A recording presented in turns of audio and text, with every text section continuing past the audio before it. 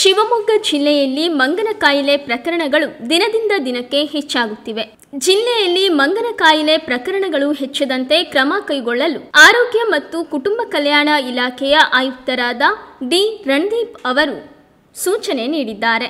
ಈ ಹಿನ್ನೆಲೆಯಲ್ಲಿ ಮಂಗನ ಕಾಯಿಲೆ ಪ್ರಕರಣಗಳು ಹೆಚ್ಚದಂತೆ ಕ್ರಮ ಕೈಗೊಳ್ಳಲು ಆರೋಗ್ಯ ಮತ್ತು ಕುಟುಂಬ ಕಲ್ಯಾಣ ಇಲಾಖೆಯ ಆಯುಕ್ತರಾದ ಡಿ ರಣದೀಪ್ ಅವರು ಅಧಿಕಾರಿಗಳೊಂದಿಗೆ ಸಭೆ ನಡೆಸಿ ಸೂಚನೆ ನೀಡಿದ್ದಾರೆ. ತೀರ್ಥಹಳ್ಳಿ, ಸಾಗರ, ಸಿದ್ದಾಪುರ ಮತ್ತು ಹೊನ್ನಾವರ ಉಪವಿಭಾಗೀಯ ಆಸ್ಪತ್ರೆಗಳಲ್ಲಿ ಹಾಸಿಗೆಗಳನ್ನು ಮೀಸಲಿಡುವಂತೆ ಆಯುಕ್ತರು ಸೂಚನೆ ನೀಡಿದ್ದಾರೆ. ಅಗತ್ಯ ಔಷಧಿಗಳ ಲಭ್ಯತೆ ಇರುವಂತೆ ನೋಡಿಕೊಳ್ಳಲು ಆರೋಗ್ಯ ಇಲಾಖೆ ಕ್ರಮ ತೆಗೆದುಕೊಳ್ಳುವಂತೆ ಸೂಚಿಸಲಾಗಿದೆ. ಅಲ್ಲಿ ಸ್ವಲ್ಪ ಟಿಕ್ ಡೆನ್ಸಿಟಿ ಜಾಸ್ತಿ ಇದೆ, ಆಮೇಲೆ ಅಲ್ಲಿ ಕಾರ್ಡನ್ ಇದೆ, ಜೊತೆಗೆ ನಮ್ಮ ಅಡಿಕೆ ತೋಟಗಳಿದೆ ಸರ್. ಸೊ ಲೇಬರ್ ಪಾಪ್ಯುಲೇಷನ್ ಜಾಸ್ತಿ. ನಾವೇನು ಪ್ಲಾನ್ ಮಾಡಿದ್ವಿ, ನಾವು DH ಆಫೀಸಿಗೆ ಕರಿಬೇಕಂದ್ರೆ ಮೋರ್ ದೆನ್ 5 lakhs ಇದ್ದರೆ ಟೆಂಡರ್ ಕರಿಬೇಕಂತೆ. ಸೊ ನಮ್ಮಲ್ಲಿ ಜಿಲ್ಲಾ ಪಂಚಾಯತ್ ಲಿಂಕ್ ಡಾಕ್ಯುಮೆಂಟಲ್ಲಿ ಸ್ವಲ್ಪ ಸೇವಿಂಗ್ಸ್ ಆಗ್ತಿದೆ.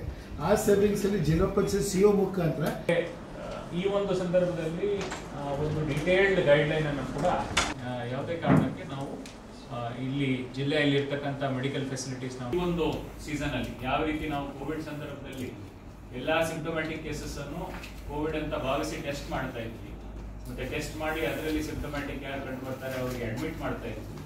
ಅದೇ ಮಾದರಿ ಈಗಾಗಲೇ ಡೀಟೇಲ್ ಆಗಿದೆ, ಅದು DHO ಅವರು. ಸೊ ಮಲ್ಟಿಪಲ್ ಕಾಲಮ್ ಅಲ್ಲಿ ಇದು ಮಾಡಿ get observe and the tick bites the tick will die sir. ಪೇಷಂಟ್ಸ್ಗೆ ಯಾವುದೇ ತರಹದ ಖರ್ಚು ಆಗಬಾರ್ದು. Next is the life cycle of PAP, sir. Majorly in starts from